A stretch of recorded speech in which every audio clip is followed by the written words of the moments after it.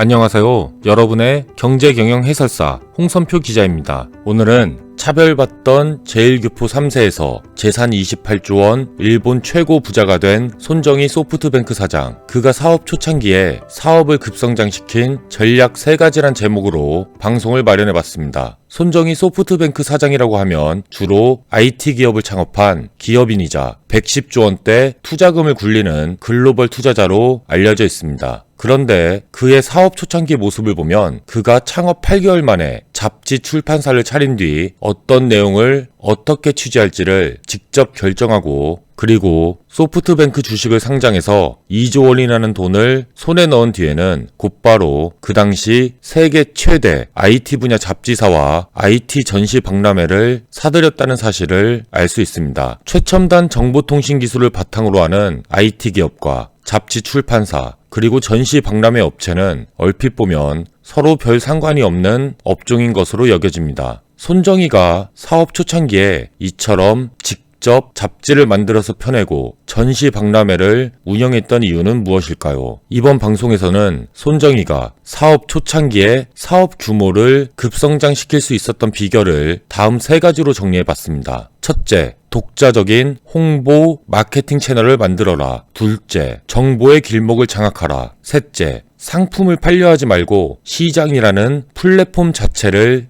차지해라. 이렇게 3가지입니다. 이 방송을 녹음하고 있는 2019년 5월, 일본에서는 이혜진 네이버 창업자와 손정희 소프트뱅크 사장이라는 한국과 일본을 대표하는 경영자들 간의 피 튀기는 승부가 반년째 벌어지고 있습니다. 네이버페이나 카카오페이, 삼성페이처럼 스마트폰을 활용해서 간편하게 계산할 수 있는 서비스를 간편결제 서비스라고 부르는데요. 일본의 간편결제 서비스 시장을 놓고 네이버 계열사인 라인과 손정희 사장이 이끄는 소프트뱅크가 치열한 경쟁을 펼치고 있습니다. 두 회사는 이용자들이 자기네 회사가 만든 간편결제 서비스, 그러니까 라인의 경우에는 라인페이, 소프트뱅크의 경우에는 페이페이를 이용해서 상품을 구매할 경우 그 구매 금액의 20%를 다시 돌려주는 이벤트를 펼치고 있습니다. 결제 금액의 20%라고 하면 정말 큰 액수인데요. 제가 만약에 200만원짜리 TV를 샀다고 하면 200만원의 20%인 40만원을 다시 돌려받는 겁니다. 라인과 소프트뱅크 두 회사가 2018년 말부터 2019년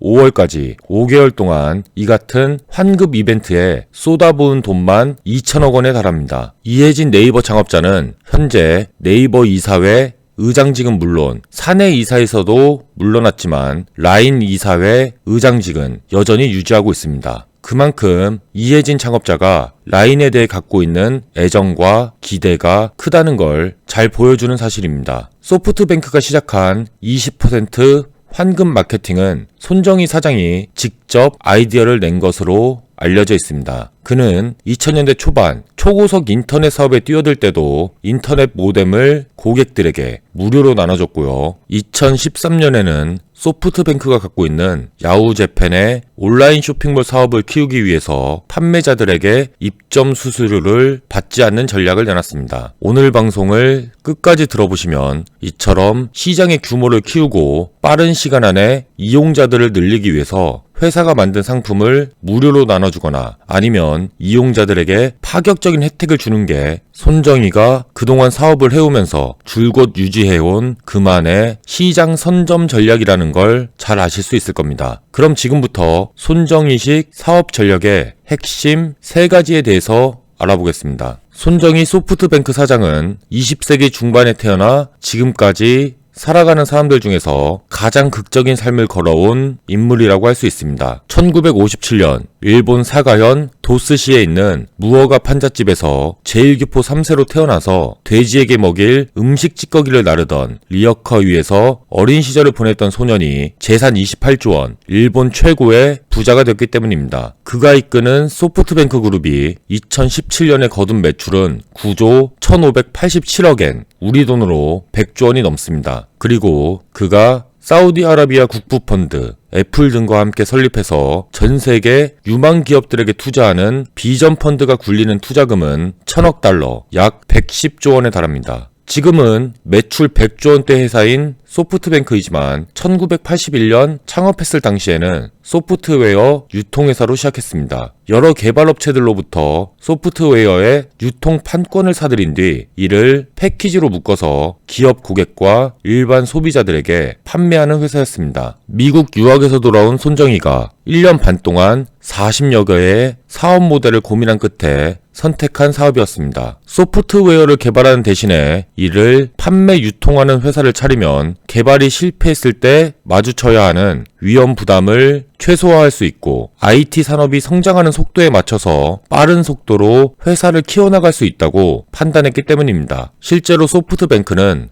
설립 직후 당시 일본의 최대 소프트웨어 개발업체인 허드슨과 독점 판매 계약을 맺은 덕분에 급성장할 수 있었습니다. 손정희는 이에 대해서 첫 매출을 올린 지 1년 만에 소프트뱅크는 매출 35억엔의 중견기업이 됐다라고 설명하고 있습니다. 35억엔이라는 돈은 현재 환율로는 약 360억 원에 달하는 돈입니다. 그리고 손정희는 창업 8개월 뒤인 1982년 5월에는 출판사도 하나 차렸습니다. 그 이유는 간단합니다. 제품을 홍보하려고 해도 마땅한 채널이 없었기에 직접 컴퓨터 잡지를 만들어서 자신들이 판매하는 소프트웨어를 알리기로 한 겁니다. 기존에 발행되던 유명 PC 잡지에 광고를 내려고 했지만 거절당했기 때문인데요. 그 잡지의 본사 역시 소프트웨어 유통회사였기 때문에 경쟁사의 광고를 내줄 수는 없다는 이유로 광고를 게재하는 걸 거절당했던 것이었습니다. 이 때문에 손정희는 자신이 직접 컴퓨터 잡지를 만들기로 결정합니다. OPC와 OMGC라는 잡지였는데요. 홍보 채널을 만들기 위해서 야심차게 시작한 출판 사업이었지만 첫 번째 결과는 참담했습니다. 창간 후에 80%가량이 팔리지 못한 채 다시 출판사로 반품됐습니다. 이후 그는 본인이 직접 출판 부장을 맡아서 어떤 내용을 취재할지, 편집은 어떻게 할지를 결정하는 편집회의를 직접 주관합니다. TV 광고를 통해서 잡지를 알리고 잡지 가격을 내려서 더 많은 독자들이 잡지를 구매할 수 있게 했습니다. 오너 경영자가 직접 밀어붙인 결과는 곧 나타났습니다. 3년 뒤에는 9종류의 잡지를 매달 60만 부씩 발행할 정도로 사업이 성장했는데요. 잡지 판매량이 늘어난 만큼 소프트뱅크가 판매하는 소프트웨어 상품의 광고 그리고 이에 대해서 다룬 기사도 사람들의 눈에 더 많이, 더 자주 띄게 됐습니다. 제품을 판매하기 위해선 우선 소비자들에게 제품의 존재를 알리는 게 우선이고 이를 위해서는 독자적인 홍보 채널과 콘텐츠가 필요하다는 교훈을 얻을 수 있는 대목입니다. 창업 초기에 소프트뱅크는 계속해서 빠른 속도로 성장합니다. 일본 언론에서는 손정희를 가리켜 괴물 사업가, 컴퓨터로 큰 부를 쌓은 신데렐라 보이 등으로 묘사합니다. 1986년 마이크로소프트로부터 일본 독점 판매권을 따낸 것도 성장의 기폭제가 됐습니다. 1992년 마이크로소프트가 내놓은 윈도우 3.1이 전 세계에서 큰 인기를 끌면서 일본 판권을 가진 소프트뱅크의 매출도 덩달아 치솟아 올랐습니다. 덕분에 소프트뱅크는 창업 13년 만인 1994년 7월 일본 주식시장에 상장합니다. 주식 상장을 통해서 소프트뱅크는 한 번에 2천억엔, 현재 환율로는 2조 547억 원이라는 거금을 손에 쥐게 됩니다. 그리고 손정희가 이 돈을 어디에 어떻게 투자했는지를 보면 그의 사업 전략과 경영 철학을 한눈에 알 수 있습니다. 그는 이 돈을 미국에 있는 세계 최대 IT 미디어 그룹과 역시 세계 최대 IT 전시 박람회 업체를 인수하는데 아낌없이 퍼붓습니다. 정보의 길목인 언론사야말로 자신과 소프트뱅크를 더 큰 성공의 길로 안내하는 보물지도라고 생각했기 때문입니다. 그는 1995년 21억 달러, 현재 환율로 2조 4,500억 원을 주고 IT 미디어 지프 데이비스의 출판 부분을 인수합니다. 이미 그 이전에 세계 최대 IT 전시회인 컴텍스 그리고 지프 데이비스의 전시회 부분을 인수해서 미국 IT 전시 박람회 시장의 70에서 80%가량을 차지한 상태였습니다. 1995년 당시 소프트뱅크의 매출은 600억엔, 약 6,200억 원이 조금 넘었습니다. 그런 회사가 1년 6개월 동안 3,100억엔, 약 3조 2,500억 원 규모의 기업 인수합병을 연달아 성사시킨 것이었습니다. 회사가 갖고 있는 돈을 모두 쏟아부어서 IT 잡지사와 IT 전시박람회 회사를 사들였던 거였습니다. 여기서 잠깐 설명드리자면 당시 지프 데이비스라는 회사는 수많은 IT 잡지를 발간하는 미디어 업계의 큰손이었습니다. 그 중에서도 PC 매거진은 전 세계 IT 업계 종사자들이 트렌드와 기술 흐름을 읽기 위해서 꼭 읽어야 하는 필독서로 꼽혔습니다. 빌 게이츠, 마이크로소프트 창업자를 비롯한 수많은 IT 업계 거물들이 꼭 챙겨 읽었던 잡지입니다. 손정희는 그 당시에 지프 데이비스라는 회사에 대해서 광고로 벌어들이는 돈이 성인 잡지인 플레이보이나 경제 전문지인 포춘보다도 많았던 잡지라고 설명합니다. 그리고 연 매출의 5배를 들여서 인수한 이 회사들은 그가 소프트뱅크 제국을 건설하는데 든든한 밑바탕이 됩니다. 세계 최대 IT 분야 전시 출판 회사를 이끌게 되면서 전 세계 IT 기업에서 그가 차지하는 존재감도 훨씬 커지게 됐습니다. 이 같은 기업 인수를 통해서 손정희는 전 세계 IT 업계의 거물로 바로 올라설 수 있었습니다. 1990년대 후반부터 2000년대 초반까지 전 세계 검색 시장을 한 손에 움켜쥐었던 회사는 바로 야후입니다. 오늘날의 구글과 같은 회사라고 생각하시면 되는데요. 그리고 손정희와 그가 이끌던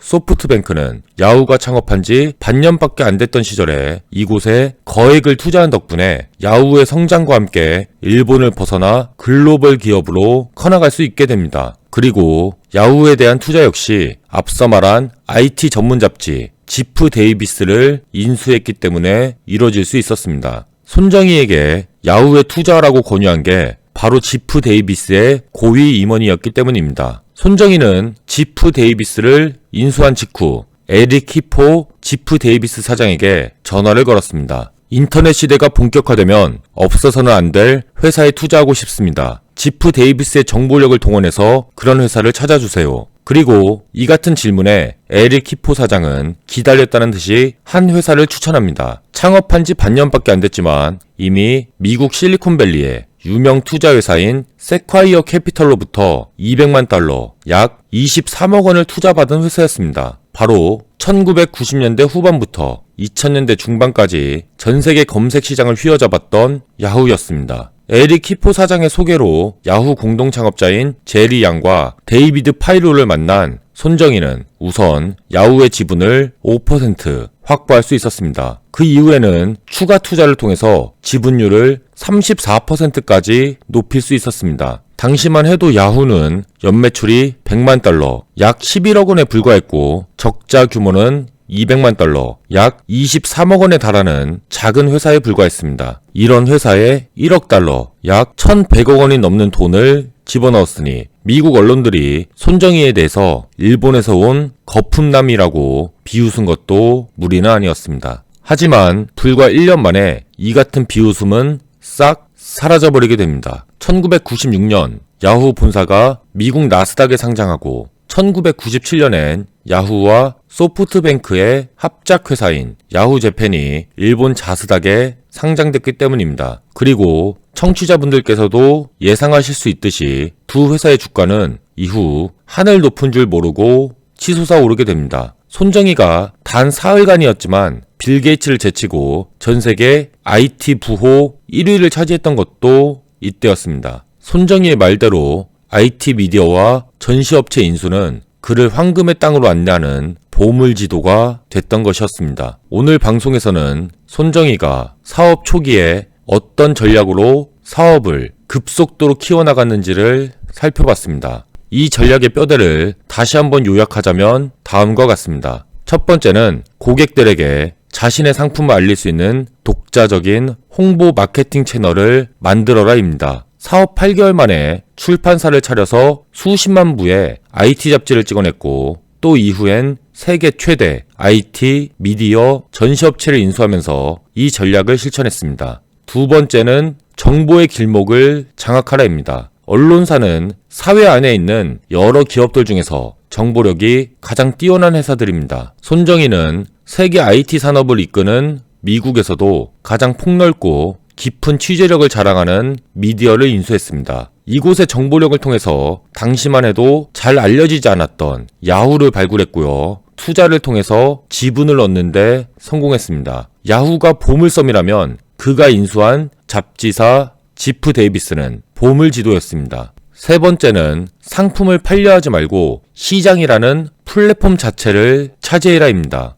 소프트웨어 개발업체가 아닌 유통사를 차린 것도 이런 전략 때문이었습니다. 개별 상품을 만드는 것이 아니라 여러 상품들이 사고 팔리는 시장 자체를 자기 것으로 만들기 위해서였습니다. 세계 최대 IT 전시업체를 인수해서 전 세계 모든 IT 회사들이 소프트뱅크를 찾아오게 만든 것도 이 때문이었습니다. 오늘 방송에선 소프트뱅크의 사업 초기 전략들을 살펴봄으로써 손정희가 오늘날과 같은 소프트뱅크 제국을 건설할 수 있었던 배경에 대해서 살펴봤습니다. 오늘 방송이 여러 기업과 조직에서 사업을 이끄시거나 앞으로 창업을 준비하시는 분들을 비롯해서 많은 청취자분들께 도움이 되었으면 좋겠습니다. 그리고 방송을 마치기 전에 한 가지 간단한 안내 말씀을 드릴 게 있습니다. 제가 지난 4월 중순에 홍선표 기자의 써먹는 경제상식이라는 이름으로 지금 들으신 이 방송처럼 경제 현상의 밑바탕에 깔린 기본적인 원리와 기업 경영에 대해 필요한 지식들에 대해서 아주 쉽게 풀어낸 책을 한 권 냈습니다. 책이 출간된 지 일주일 만에